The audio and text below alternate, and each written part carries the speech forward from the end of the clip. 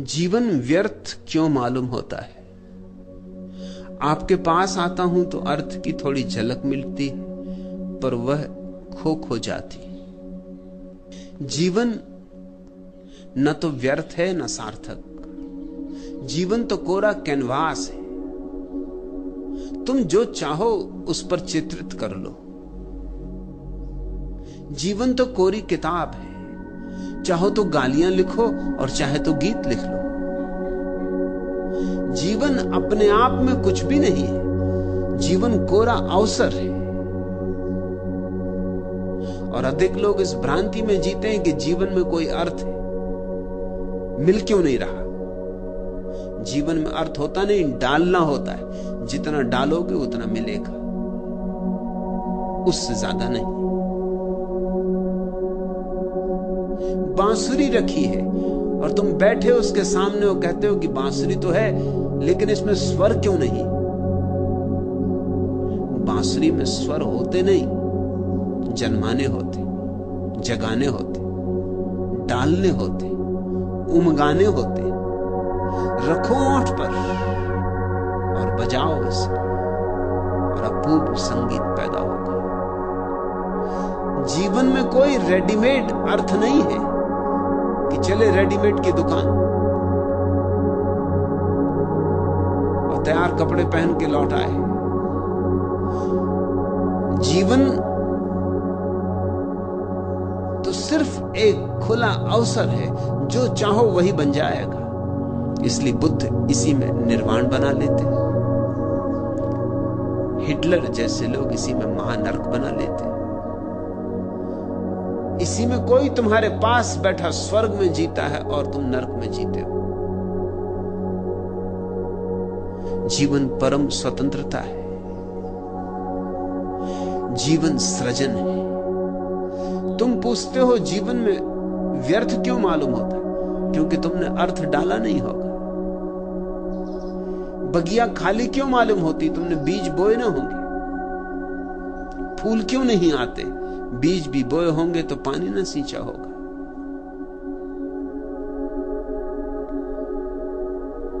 सृजनात्मक बनो तो अर्थ होगा।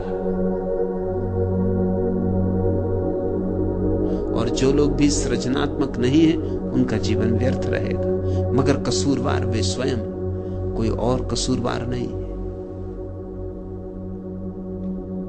फिर तुमने पूछा, आपके पास आता हूं तो अर्थ की थोड़ी झलक मिलती। झलक ही मिलेगी। ऐसे ही जैसे कि तुम रास्ते पर चलते अंधेरे में और फिर एक आदमी आ जाता जिसके हाथ में लालटेन है और तुम उसके साथ हो लेते। जितनी देर तक लालटेन वाला आदमी तुम्हारे साथ होता है, रास्ते पर रोशनी होती। फिर आ गया चौराहा और उस आदमी ने कहा, नमस्कार भाई, अब मैं अपनी राह चला। फिर घन घोर अंधेरा है। अब तुम हैरान होते हो कि अभी तक थोड़ी झलक थी, अब घनघोर अंधेरा क्यों?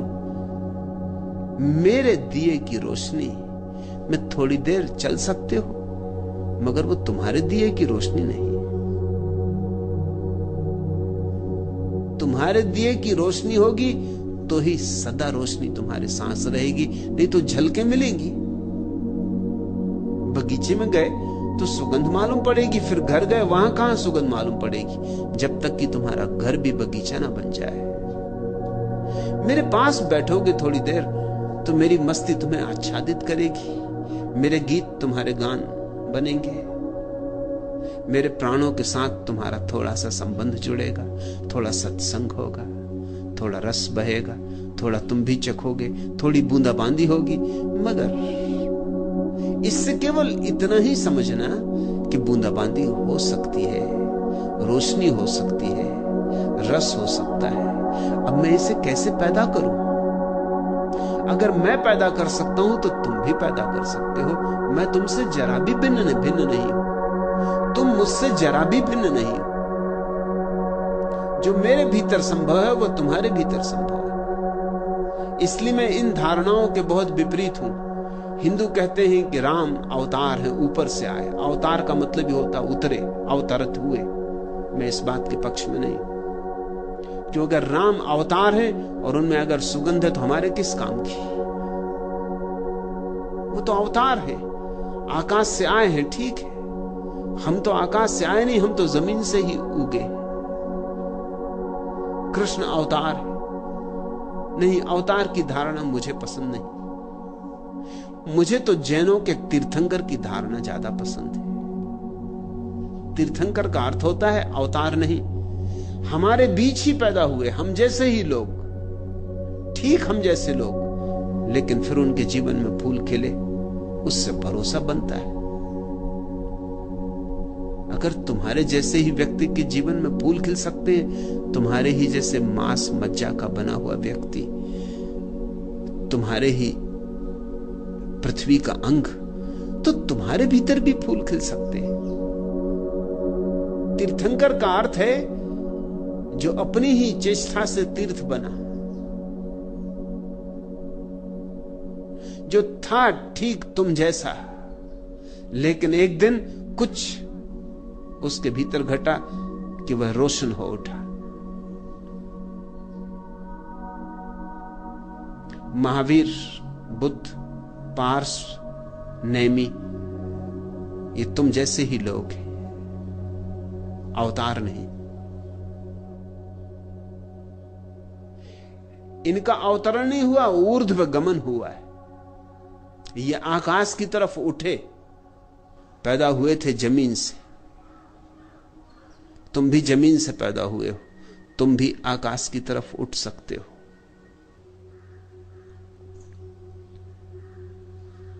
तुम कहते जीवन व्यर्थ क्यों मालूम होता है? क्योंकि तुमने व्यर्थता के बीज बोए होंगे। लोग बीज ही व्यर्थता के बो रहे हैं। कोई धन कमा रहा है, अब धन से कहीं जीवन सार्थक हुआ है? सुविधापूर्ण हो जाएगा, सार्थक नहीं हो सकता। सुविधा सार्थकता नहीं है। तुम अपने एयर कंडीशन कमरे में बैठे रहो, व्यर्थ हो तो व्यर्थ ही हो। एयर कंडीशनिंग सार्थकता नहीं दे सकती। कोई एयर कंडीशनिंग करने वाली कंपनी इसका दावा भी नहीं करती। हां, ताप नहीं होगा कमरे में, शीतलता होगी, मगर तुम तो तुम ही हो। अगर तुम्हारे भीतर गालियां ही घूमती हैं तो एयर कंडीशन क्या करेगा? और सुविधा से घूमेंगी, ठंडक पाके। धूप धाप में थोड़ी देर शायद भूल भी जाते होगे। तुम कितनी ही सुंदर व्यवस्था कर लो बाहर, लेकिन जब तक तुम्हारे भीतर गीत पैदा नहीं हो रहा है, बाहर की व्यवस्था क्या करेगी? और ख्याल रखना, फिर दोहरा दूं, मैं बाहर की व्यवस्था के विपरीत नहीं हूं। बाहर तुम जो भी व्यवस्था करते हो ठीक है, लेकिन उतने पर रुक मत जाना। उतने से अर्थ पैदा नहीं होता। अर्थ के लिए कुछ और करना होगा। बाहर की व्यवस्था पैदा होती है विज्ञान से, अर्थ भीतर की घटना है, पैदा होता धर्म से। व्यवस्था पैदा होती विज्ञान से, अर्थ पैदा होता ज्ञान से। सुविधा पैदा होती है बाहर के आयोजन से, शांति और आनंद पैदा होता है भीतर के आयोजन से। तुमने भीतर के लिए किया क्या है? धन कमाया, मकान बनाया, बच्चे हैं, परिवार है, सब ठीक, और मैं इनमें से किसी का विरोधी नहीं हूं।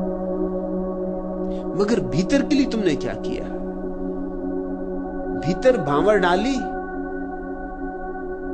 भीतर बजी सहनाई,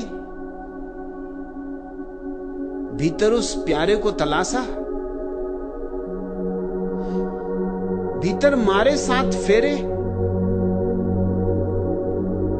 तुम देखते हो 7 फेरे मारने पड़ते हैं जब विवाह होता। ये भीतर के 7 फेरों के बाहर प्रतिबिंब मात्र है, क्योंकि भीतर 7 चक्र है मनुष्य के जीवन में, और प्रत्येक चक्र का फेरा लग जाए तो तुम सहस्त्रार तक पहुंचते हो। भीतर के 7 चक्र ही बाहर के 7 फेरे बन गए, और 7 फेरे बांधने पड़ते हैं अग्नि के चारों तरफ। भीतर के 7 फेरे भी भीतर की अग्नि को जगा के डालने पड़ते हैं। और भीतर की अग्नि जगती है प्रभु की प्यास से, प्रज्वलित प्यास से। जैसे कोई मरुस्थल में भटका हो और प्यास लगे, तो उसकी प्यास साधारण प्यास नहीं है, आग है। ऐसे ही जब तुम्हारे जीवन में परमात्मा की प्यास जगती कि उसके बिना एक क्षण जीना संभव नहीं, तो तुम्हारे भीतर अग्नि पैदा होती, अग्नि प्रज्वलित होती। वही असली यज्ञ है। और उस यज्ञ के चारों तरफ जब तुम 7 फेरे पूरे कर लेते हो, तो सहस्त्रार में अर्थ का कमल खिलता है। तुम पूछते हो जीवन में अर्थ क्यों नहीं? क्योंकि तुमने पैदा नहीं किया है। और आपके पास आता हूं तो अर्थ की थोड़ी झलक मिलती, झलक ही मिलेगी। यह भी कुछ कम नहीं है। झलक मिलती तो भरोसा आता है कि अर्थ हो सकता है, फिर अर्थ पैदा करना पड़ेगा। झलक पर ही निर्भर मत रह जाना। वो तो तुम किसी बड़े वीणा वादक को सुनोगे तो मस्त हो जाओगे, फिर घर जाके तुम ये मत सोच लेना कि तुम वीणा वादक हो गए। फिर वीणा वादन सीखना होगा। उस मस्ती ने तुम्हें एक याद दिला दी, सच। उस मस्ती ने तुमसे यह कहा कि वीणा से ऐसा चमत्कार हो सकता है। और वीणा तुम्हारे घर में भी रखी है, और तुम्हारे पास भी अंगुलियां हैं वैसी ही जैसे वीणा वादक के पास। लेकिन अंगुलियों और वीणा के तार में थोड़ा संबंध जोड़ने का अभ्यास करना होगा। वही अभ्यास साधना है। तू उठा तो उठ गई सारी सभा, सिर्फ मंदिर थरथराता रह गया। स्वप्न की डोली उठा आंसू चले, धूल फूलों की जवानी हो गई। शाम की स्याही बनी दिन की खुशी, देह की मीनार पानी हो गई। तू गया क्या हाय बेमौसम, यहां एक बादल डबडबाता रह गया। तू उठा तो उठ गई सारी सभा, सिर्फ मंदिर थरथराता रह गया। हाथ जब थामे खड़ा था पास तू, पांव पर मेरे झुका संसार था। हर नजर मेरे लिए बेचैन थी, हर कुसुम मेरे गले का हार था। तू नहीं तो कुछ खिलौने के लिए एक बचपन छटपटाता रह गया। तू उठा तो उठ गई सारी सभा, सिर्फ मंदिर थरथराता रह गया। प्यार दुनिया ने बहुत मुझको किया, पर लगन तुझसे लगी टूटी नहीं। लाल हीरे भी बहुत पहने मगर मूर्ति तेरी हाथ से छूटी नहीं। क्या कहूं हर आईने को किस लिए, शक्ल में तेरी दिखाता रह गया। तू उठा तो उठ गई सारी सभा, सिर्फ मंदिर थरथराता रह गया। कल विदा जो ले गया था घाट से, खिल गया है वह कमल फिर ताल में।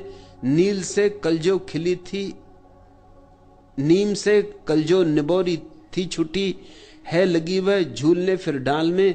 एक में ही जो यहां तुझसे बिछोड़, रोज आता रोज जाता रह गया। तू उठा तो उठ गई सारी सभा, सिर्फ मंदिर थरथराता रह गया। एक परमात्मा तुम्हारे भीतर हो तो मंदिर भरा हुआ है, और एक परमात्मा तुम्हारे भीतर ना हो तो कुछ भी नहीं है। सूनी अंधेरी रात है, अर्थहीन, पुष्पहीन, ज्योतिहीन। तमसो मां ज्योतिर्गमे। हे प्रभु, मुझे अंधकार से प्रकाश की ओर ले चल। अस्तो मां सद्गमे। हे प्रभु, मुझे असत से सत की ओर ले चल। मृत्योर्मा अमृत गमे। हे प्रभु, मुझे मृत्यु से अमृत की ओर ले चल। प्रभु के बिना मृत्यु हो तुम, प्रभु के बिना असत्य हो तुम, प्रभु के बिना अंधकार हो तुम। तू उठा तो उठ गई सारी सभा, सिर्फ मंदिर थरथराता रह गया। उसके बिना तो तुम केवल एक मंदिर हो कपते हुए, बिना देवता का मंदिर। अर्थ क्या उसमें? संगीत कहां उसमें? समारोह कहां उसमें? पुकारो मंदिर के देवता को। और ऐसा भी नहीं है कि मंदिर का देवता कहीं दूर है, पास से भी पास है। तुम भी अपने जितने पास हो उससे भी ज्यादा पास है। बस पुकारो। उसी पुकार का नाम प्रार्थना है। प्रार्थना तुम्हें जीवन में अर्थ देगी, और झलक ही नहीं, अनुभव देगी। और ऐसा अनुभव जो तुम्हारी संपदा बन जाए। सत्संग तो सिर्फ इसीलिए है ताकि भरोसा आ जाए। सत्संग तो इसीलिए है ताकि तुम्हारे भीतर तलाश शुरू हो जाए। सत्संग अंत नहीं है। सत्य हुए बिना अंत कैसे हो सकता है?